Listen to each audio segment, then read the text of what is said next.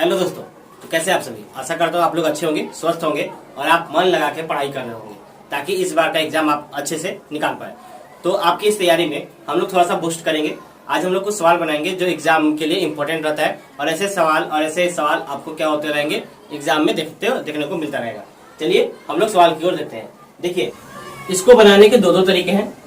एक कुछ सेकेंड में बन जाता है और एक थोड़ा सा लेंदी है। मैं आपको कुछ सेकेंड वाला ही बताऊंगा अभी, है ना। जैसे कि सवाल लिखा हुआ है, यदि अल्फा और बीटा समीकरण x² - 6x + 8 = 0 के मूल है तो α² बीटा प्लस β² अल्फा का मान बताइए। ध्यान दीजिए कितना सवाल दिया है।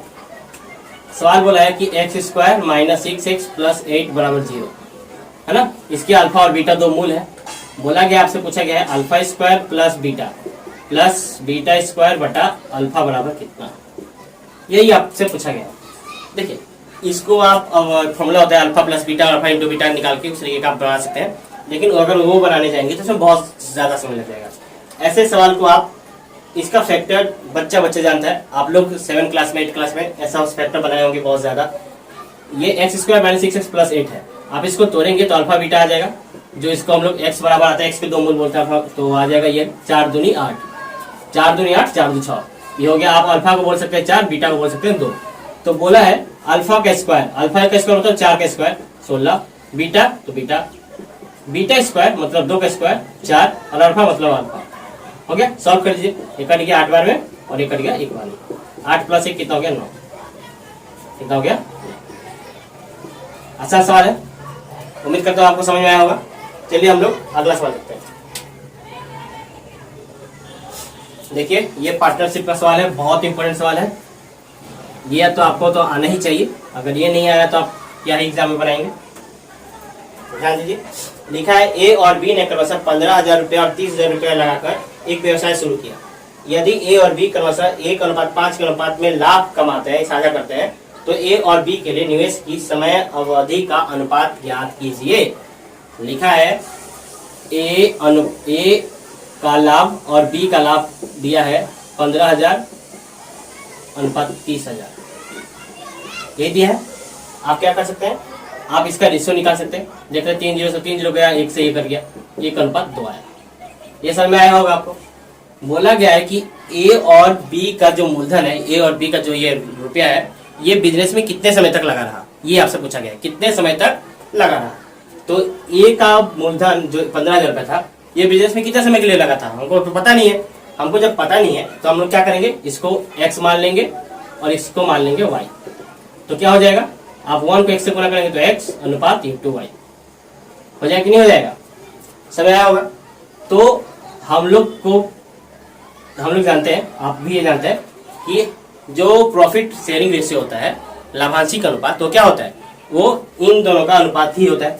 मैं बोल सकता हूँ x/2y बराबर कितना दिया था आपका 1/5। आपका आंसर आ गया। 2 को इधर लात मार देंगे, x/y बराबर 2/5, मतलब x/y बराबर 2/5। आसान सवाल है ना। यहाँ पे समझ में आया होगा। देखिए 15,000 30,000 दिया था, मैंने इसका अनुपात निकाल लिया 1:2। तो पूछा था कि कितने समय के लिए हमने उस पैसे को बिजनेस में डाला है, तो हमको तो पता नहीं था समय। तो मैंने यहाँ पे समय को मान लिया x। मैंने मान लिया कि ए ने 1 रुपया x महीने के लिए लगाया था और बी ने 2 रुपया y महीने के लिए लगाया था।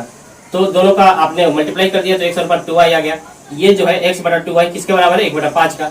इस तरीके से आपने फिर मल्टीप्लिकेशन करके आपने निकाल दिया। समझ आया होगा। चलिए हम लोग अगला सवाल की तरफ देखते हैं। देखिए, ये भी एक कैलकुलेशन सवाल है ना, सिंप्लीफिकेशन इसे कहते हैं। बहुत आसान सवाल है। देखिए और बनाइए। देखिए, ये सवाल जब एग्जाम में आएगा तो सारे बच्चे बना लेंगे, लेकिन बनाना नहीं है, जल्दी बनाना है। जाहिर सी बात है, एग्जाम में उन्हीं लोगों का नंबर ज्यादा आएगा, उन्हीं लोगों का सिलेक्शन होगा जो सवाल को सही और स्पीड बना पाते हैं। तो ये सवाल है, आपको इसको सही भी बनाना है और बहुत ज्यादा स्पीड बनाना है, ताकि आपके एग्जाम में समय कम से कम लगे और आप उसको बनाकर आगे सवालों की ओर बढ़ सके। चलिए हम लोग इसको सबसे आसान तरीका से बनाने की कोशिश करेंगे। लिखा हुआ है 280 का x% बराबर 240 का 15% प्लस लिखा हुआ है 310 का 20%, 310 का 20%। तो आपसे x का मान पूछा है। अब ऐसे सवालों में अगर आप इसको काटाकुटी में टाइम वेस्ट करेंगे तो आपका तो सिलेक्शन होने चला, तो आपको इसमें काटाकुटी नहीं करना है, दिमाग यूज करना है। आप देख रहे हैं कि नीचे में 100 यहाँ पे भी है, 100 यहाँ पे भी है, 100 यहाँ पे भी है। जब प्लस में है ना, अगर देखिए यहाँ पे बीच में प्लस का साइन है, जब बीच में प्लस का साइन है तो आप क्या करेंगे, जो इधर कटेगा वो सब में कटना चाहिए, सब में मिलना चाहिए, तब आप उसको झटपट काट सकते हैं। अगर सब में नहीं मिलेगा तो आप उसको काट नहीं सकते। जैसे देखिए यहाँ पे 100 है, इस वाले में भी 100 दिख रहा है और इस वाले में भी 100 दिख रहा है, तो आप 100 को क्या कर सकते हैं, काट सकते हैं। देखिए 100 से 100, ये 100, ये 100 कट गया। उसी तरीके से आप देखेंगे ये 0 और ये 0 कट गया। फिर आप देखेंगे कि 2 से 24 भी कटता है, 28 भी कटता है, तो काट दीजिए। 2 एकम 2, ये 12 और ये 14। आपका बच कितना गया, 14। 14 को 1 से गुना करेंगे 14x, 12 को 15 से गुना करेंगे 180, प्लस यहाँ बच गया 310। यहाँ पे हो गया 14x बराबर, अब इसको जोड़ देंगे 0, 8 1 9, 3 1 4। अब देखिए ये नंबर आपको पहचाना लगेगा, ये 14 है, ये 7 के पारा में आता है, ये भी 7 के पारा में आता है। लेकिन अब आप बड़े हो गए हैं, कंपटीशन का तैयारी कर रहे हैं, तो आपको 14 का पारा आना चाहिए।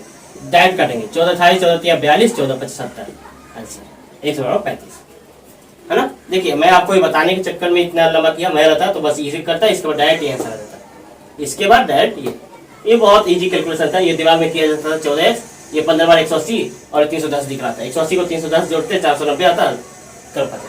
तो आपको इसको जल्दी से बनाना है और आगे बढ़ना है। चलिए हम लोग अगला सवाल करते हैं। सवाल लिखा हुआ है, देखिए ये भी एक अच्छा सवाल है।